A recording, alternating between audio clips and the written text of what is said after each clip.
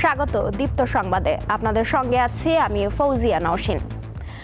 মাধ্যমিক school certificate SSC ও সমমানের পরীক্ষা শুরু হয়েছে আজ। এবার মোট পরীক্ষার্থী 19,28,970 জন। সারা দেশে 3,715টি কেন্দ্রে পরীক্ষা অনুষ্ঠিত হচ্ছে। করোনার পর এবার এসএসসি পরীক্ষা হচ্ছে পূর্ণাঙ্গ সিলেবাস ও পূর্ণ নম্বরে।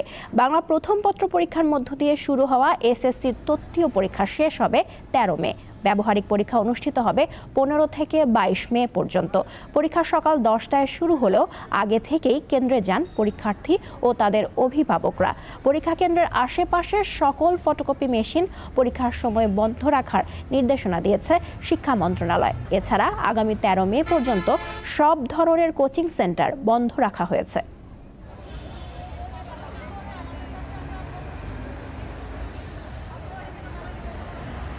দর্শক, রাজধানীর মতিঝিলে আছেন সহকর্মী স্বস্তিকা সিংহ। তার কাছে জানবো ঢাকায় এসএসসি ও সমমান পরীক্ষার সবশেষ তথ্য।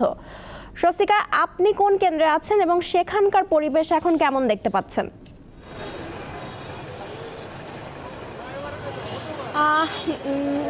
নওশিন, আমি কিন্তু এই মুহূর্তে আছি মতিঝিল উচ্চ বিদ্যালয়ের ঠিক সামনে, এবং আপনি যেমনটি দেখতে পাচ্ছেন যে শিক্ষার্থীরা যারা রয়েছে তারা কিন্তু ভেতরে প্রবেশ করেছে। ঠিক নিয়ম অনুযায়ী কিন্তু বলা হয়েছিল যে 30 মিনিট আগে শিক্ষা কেন্দ্রের ভেতরে প্রবেশ করতে হবে। ঠিক সেই নিয়ম অনুযায়ী যথাক্রমে সকল শিক্ষার্থীরা কিন্তু 30 মিনিট আগেই ভেতরে প্রবেশ করেছে, এবং বাইরে কিন্তু অপেক্ষারত যারা অভিভাবকরা রয়েছেন তারা কিন্তু অপেক্ষায় রয়েছেন। এবং পাশাপাশি কিন্তু যে শিক্ষা জীবনের যে প্রথম পাবলিক পরীক্ষা, সেই পাবলিক পরীক্ষায় কিন্তু আসলে এসএসসি, এবং এই পরীক্ষায় কিন্তু এবার আসলে অংশ নেবে 19,28,181 জন শিক্ষার্থী সারা বাংলাদেশে, এবং 9টি শিক্ষা বোর্ডের অধীনে কিন্তু এই পরীক্ষাটি অনুষ্ঠিত হচ্ছে। এবং পরীক্ষাকে কেন্দ্র করে কিন্তু ঠিক যেরকম নিরাপত্তা ব্যবস্থা নেওয়া হয়েছে, সেরকম আসলে সপ্তাহের শেষ কর্মদিবস উপলক্ষে যে ব্যস্ততা, সেই ব্যস্ততাও রয়েছে। সব কিছু মিলিয়ে কিন্তু যারা শিক্ষার্থীরা রয়েছে তারা কিন্তু সেই নিয়মকে মেনেই শিক্ষা কেন্দ্রে এসে উপস্থিত হয়েছেন, এবং বাইরে যেসব অভিভাবকরা রয়েছেন তারাও কিন্তু আসলে উৎকণ্ঠার মধ্য দিয়ে সময় পার করছেন। এবং যেসব শিক্ষার্থীরা আজকে পরীক্ষা কেন্দ্রে উপস্থিত হয়েছেন তারা কিন্তু ঠিক সেই যে নির্দেশনা ছিল সেই নির্দেশনা মেনেই কিন্তু তারা এই শিক্ষা কেন্দ্রে এসে উপস্থিত হয়েছেন, এবং পরীক্ষা যেন সুষ্ঠু, সুন্দর এবং নকলমুক্ত পরিবেশে হয় সেটাকে আসলে নিশ্চিত করার জন্য কিন্তু যারা এই শিক্ষা বোর্ডের অধীনে রয়েছে বা প্রশাসন রয়েছে তারা কিন্তু সেই বিষয়টা কঠোরভাবে নিশ্চিত করেছেন। এবং প্রশ্ন ফাঁস বা গুজব ছড়ানোর যে অসাধু উপায়গুলো রয়েছে সেই উপায়গুলোর সাথেও কিন্তু যারা জড়িত থাকবেন বা এরকম কোনো খবর তথ্য বের হলে কিন্তু তাদের বিরুদ্ধে এবার কঠোর ব্যবস্থা নেওয়া হবে, এমনটাই কিন্তু শিক্ষা বোর্ডের অধীনের যারা কর্মরত রয়েছেন তাদের পক্ষ থেকে আমাদেরকে জানানো হয়েছে। এর পাশাপাশি কিন্তু যারা শিক্ষা কেন্দ্রে উপস্থিত হবে তাদের কিন্তু আগে থেকেই নির্দেশনা দেওয়া ছিল যে কোনো মুঠোফোন সহ যারা কোনো ইলেকট্রনিক ডিভাইস, এই ইলেকট্রনিক ডিভাইস কিন্তু যারা সাথে পরীক্ষা করেন তারা কিন্তু সঙ্গে নিয়ে আসতে পারবেন না। এবং আপনাকে একটু জানিয়ে রাখি যে গত কয়েক বছরের যে নিয়ম ছিল যে শিক্ষার্থীরা যখন পরীক্ষা দিবেন শিক্ষা কেন্দ্রে কোনো প্রশাসন বা শিক্ষামন্ত্রী বা শিক্ষা উপদেষ্টা কেউ কিন্তু আসলে পরিদর্শনের যে বিষয়টি সেটি কিন্তু অনেক বছর ধরেই বাতিল ছিল। এইবার কিন্তু সেই জায়গাটিকে পরিবর্তন করা হয়েছে।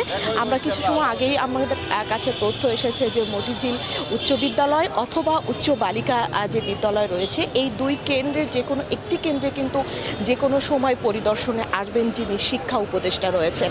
নওশিন, এই ছিল আসলে মতিঝিল উচ্চ বিদ্যালয় থেকে আমার কাছে সর্বশেষ।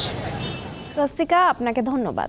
এসএসসি ও সমমানের পরীক্ষার খবর জানাতে এবার সাভার থেকে যোগ দিচ্ছেন সহকর্মী এম.এ. হালিম। হালিম, আপনি কোন কেন্দ্রে আছেন এবং পরীক্ষার্থীরা সময় মতো কেন্দ্রে পৌঁছাতে পেরেছেন কি?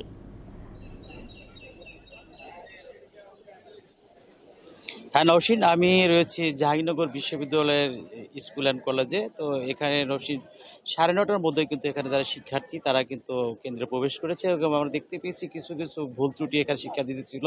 অনেকেই এখানে রেজিস্ট্রেশন কার্ড আনেনি এবং সেখানে অ্যাডমিট কার্ড এনেছে এবং অনেকে ফটোকপি এনেছে এবং এইরকম কিছু বিড়ম্বনা আমরা দেখতে পেয়েছি। এবং আপনাকে যদি কিছু তথ্য জানিয়ে রাখি, সেটি হচ্ছে যে সাভার উপজেলায় কিন্তু এবার প্রায় 15,134 জন শিক্ষার্থী তারা এবার এসএসসি পরীক্ষা দিচ্ছেন এবং সেই সাথে প্রায় 18টি কেন্দ্রে একযোগে পরীক্ষা অনুষ্ঠিত হচ্ছে। আমি এই বিষয়ে সকালবেলা সাভার উপজেলা নির্বাহী কর্মকর্তা তার সাথে আলাপ করেছিলাম। তিনি যেমনটি জেনেছেন যে শিক্ষা মন্ত্রণালয় কর্তৃক যে নির্দেশনা রয়েছে সেই নির্দেশনাগুলো তারা মেনেই তারা কিন্তু বিভিন্ন কেন্দ্রে তারা এবার পরীক্ষাগুলো নিচ্ছে এবং সেই সাথে তারা এবার কিন্তু আমরা দেখতে পেয়েছি যে এবার মহাসড়কে অনেকটা যানজট ছাড়াই কিন্তু শিক্ষার্থীরা আগেভাগে এখানে চলে আসছেন এবং এখানে নকল প্রতিরোধ রোধে কিন্তু এখানে যে উপজেলা যে নির্বাহী অফিসার আছে তারা কিন্তু বিভিন্ন পদক্ষেপ নিয়েছে এবং সব মিলিয়ে সাভার উপজেলায় কিন্তু আমরা দেখতে পাচ্ছি যে এখানে পরীক্ষা কেন্দ্রে যারা প্রবেশ করেছে শিক্ষার্থীরা এবং বাইরে কিন্তু যারা এখানে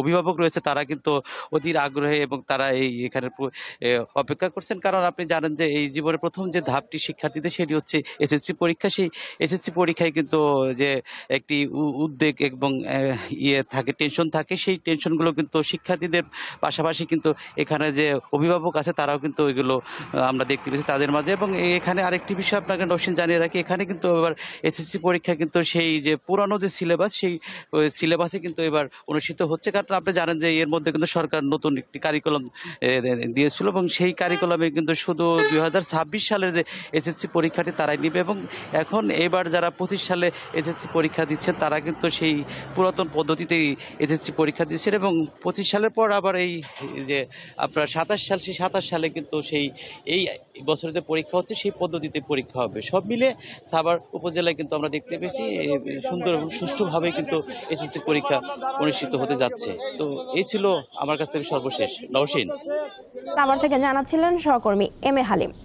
ঢাকার ধামরাইয়ে একটি ওয়াশিং কারখানায় ডাকাতির ঘটনায় 5 জনকে গ্রেফতার করেছে পুলিশ। এ সময় ডাকাতির কাজে ব্যবহৃত পিকআপ জব্দ করা হয়েছে। ঢাকা জেলা উত্তর গোয়েন্দা পুলিশ জানিয়েছে, গত 5 ফেব্রুয়ারি রাতে ধামরাইয়ের কেলিয়ায় মেন্স ওয়াশিং কারখানায় ডাকাতি করা হয়। এ ঘটনায় কারখানা কর্তৃপক্ষ বাদী হয়ে অজ্ঞাত কয়েকজনকে আসামি করে ধামরাই থানায় মামলা দায়ের করেন। গোয়েন্দা পুলিশ নিজস্ব সোর্স ও তথ্য প্রযুক্তি ব্যবহার করে সাভার উপজেলার তেঁতুলঝোড়া এলাকার বিভিন্ন স্থানে অভিযান চালিয়ে আন্তঃজেলা ডাকাত দলের 5 সদস্যকে গ্রেফতার করে। এ সময় ডাকাতির কাজে ব্যবহৃত পিকআপ জব্দ করা হয়।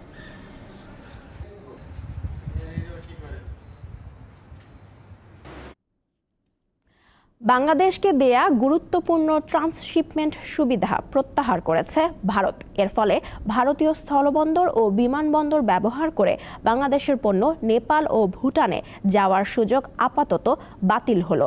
ট্রান্সশিপমেন্ট বাতিলের কারণ হিসেবে ভারতের বন্দরগুলোয় যানজট লেগে থাকার কথা বলছে দেশটির পররাষ্ট্র মন্ত্রণালয়। ভারতীয় স্থলবন্দর ব্যবহারের মাধ্যমে বাংলাদেশ 2020 সালের 29 জুন থেকে কম খরচে এবং দ্রুততম সময়ে নিকটবর্তী দেশগুলোতে পণ্য পাঠাতে পারত। বিশেষত পেট্রাপোল ও বেনাপোল সীমান্ত হয়ে ভারতের ভেতর দিয়ে স্থল ও সমুদ্রবন্দর ব্যবহার করে তৃতীয় দেশে পণ্য পাঠানো ছিল সহজতর ও সাশ্রয়ী। ভারত সেই ট্রান্সশিপমেন্ট হঠাৎই বাতিল বা প্রত্যাহার করে নিল। এ বিষয়ে মঙ্গলবার ভারতের central board of indirect taxes and customs আদেশ জারি করে। এর পাশাপাশি 2020 সালের 29 জুন দেয়া এ সংক্রান্ত আদেশও বাতিল করা হয়। ভারতের পররাষ্ট্র মন্ত্রণালয়ের মুখপাত্র বুধবার এক ব্রিফিংয়ে কেন্দ্রীয় সরকারের এমন সিদ্ধান্তের কারণ হিসেবে বন্দরগুলোতে যানজটের কথা উল্লেখ করেন। বাংলাদেশকে দেয়া ট্রান্সশিপমেন্ট সুবিধার ফলে আমাদের বিমানবন্দর এবং স্থলবন্দরগুলোতে দীর্ঘ সময় ধরে উল্লেখযোগ্য যানজট তৈরি হচ্ছিল। লজিস্টিক বিলম্ব এবং উচ্চ ব্যয় আমাদের নিজস্ব রপ্তানিকে বাধাগ্রস্ত করছিল এবং আটকে যাচ্ছিল। তাই মঙ্গলবার থেকে এই সুবিধা প্রত্যাহার করা হয়েছে। ট্রান্সশিপমেন্ট নিয়ে ভারতের এই সিদ্ধান্ত বাংলাদেশের রপ্তানি খাতকে প্রভাবিত করতে পারে। এমনকি দেশে যখন বিনিয়োগ সম্মেলন চলছে ঠিক তখনই দিল্লির এমন ঘোষণা বিনা মেঘে বজ্রপাতের মতো ঘটল। যদিও বুধবার সন্ধ্যা পর্যন্ত এ বিষয়টি জানেনই না বাংলাদেশ বিনিয়োগ উন্নয়ন কর্তৃপক্ষের চেয়ারম্যান। আপনি নিউজটা আমাকে এইমাত্র ব্রেক করলেন, কারণ এটা আমি জানতাম না। আমি তো একটার পর একটা বাইল্যাটারাল মিটিংয়ের মধ্যে আছি, সো এই ব্যাপারে আমার একেবারেই ধারণা নেই যে ওনারা কী ডিসিশন নিয়েছেন, কেন ডিসিশন নিয়েছেন। দেখেন, আমাদের তো ভারতের সাথে সম্পর্কটা পুনঃপ্রতিষ্ঠিত হচ্ছে, অ্যাজ ইউ হ্যাভ সিন, এক সপ্তাহ আগে থেকে। সো আমি পার্সোনালি মনে করি যে এখন পুরো ট্রেড স্পেস যেটা, এখানে আমেরিকা একটা ডিসিশন নিচ্ছে, অনেকেই অনেক ধরনের ফাস্ট ডিসিশন নিচ্ছে, আবার আমার ধারণা অনেকগুলো ডিসিশন ওভারটার্নও করা হবে। ট্রান্সশিপমেন্ট সুবিধা বাতিল করলেও এরই মধ্যে ভারতে প্রবেশ করা বাংলাদেশি কার্গোকে ভারতীয় অঞ্চল ত্যাগ করার অনুমতি দেওয়া হয়েছে। ইশরাত সুমা, দীপ্ত বার্তা কক্ষ। শেষ করছি দীপ্ত সংবাদ। আমাদের পরবর্তী আয়োজন দুপুর 12টায় দেখার আমন্ত্রণ রইল। এছাড়াও দেশ বিদেশের নানা তথ্য জানতে চোখ রাখুন দীপ্ত টিভির ডিজিটাল প্ল্যাটফর্মগুলোতে। ধন্যবাদ সবাইকে।